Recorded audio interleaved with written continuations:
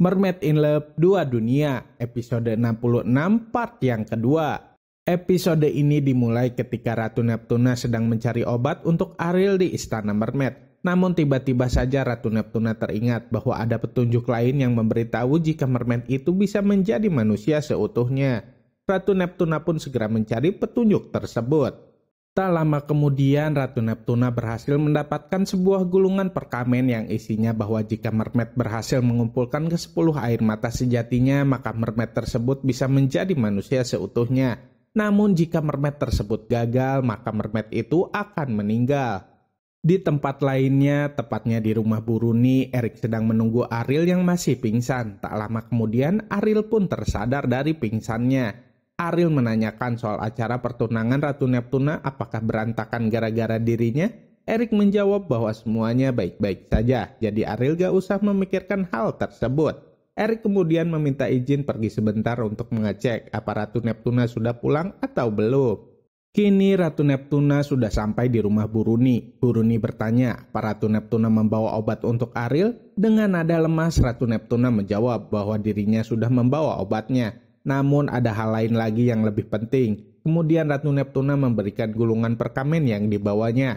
Ratu Neptuna mengatakan, jika di dalam gulungan tersebut bertuliskan jika Mermaid ingin menjadi manusia, maka ada konsekuensi yang harus dia terima. Jika Ariel berhasil mengumpulkan ke-10 air mata sejatinya, maka Ariel akan menjadi manusia seutuhnya. Namun jika Ariel gagal, maka Ariel akan meninggal. Jadi Ariel harus berhasil mendapatkan ke-10 air mata sejatinya. Gak sengaja Erik mendengar perkataan dari Ratu Neptuna. Hal itu tentu saja membuat Erik terkejut dan bersedih. Tak hanya Erik saja, Om Jeki dan Pak Bejo pun sangat terkejut, terutama Buruni. Erik langsung menghampiri Ratu Neptuna. Erik bilang jika dirinya gak mau jika Ariel sampai celaka. Kita gak bisa tinggal diam, kita harus menolong Ariel. Buruni dan Erik bertanya kepada Ratu Neptuna, apa ada cara lain untuk mencegah semua ini? Ratu Neptuna bilang kesempatan Ariel hanya 50-50, maka dari itu kita semua harus berdoa agar Ariel bisa mengumpulkan ke-10 air mata sejatinya. Namun jika Ariel ingin mundur, maka Ariel harus membasuh badannya dengan air mata sejati yang sudah dikumpulkannya.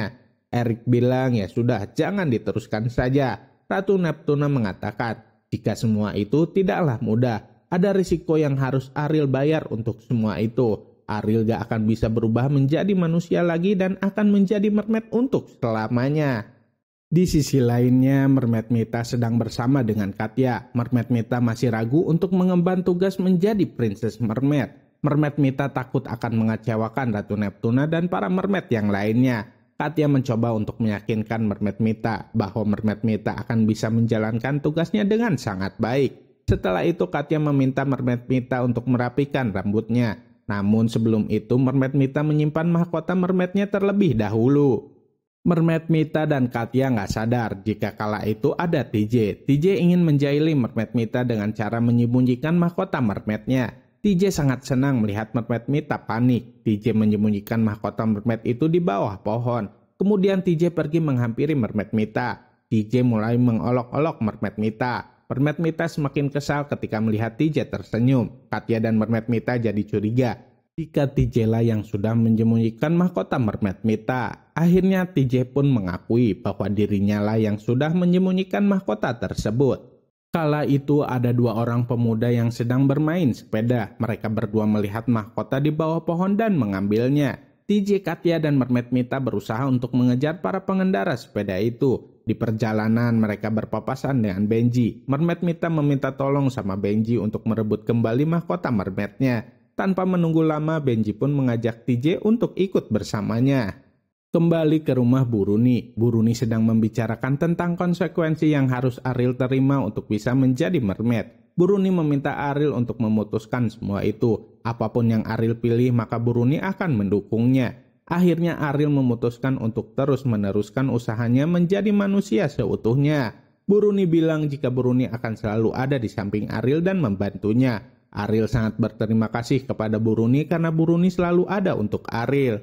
Di tempat lainnya, Benji dan TJ masih berusaha mengejar para pengendara sepeda yang sudah mengambil mahkota Mermaid Mita. Para pengendara sepeda itu sangat jaga mengendarai sepedanya sehingga Benji dan TJ agak susah untuk mengejar mereka. Namun tiba-tiba saja orang yang mengambil mahkota mermaid itu pun terjatuh sehingga mahkotanya terlempar. Anehnya mahkota tersebut jatuh di dekat Mermaid Stella.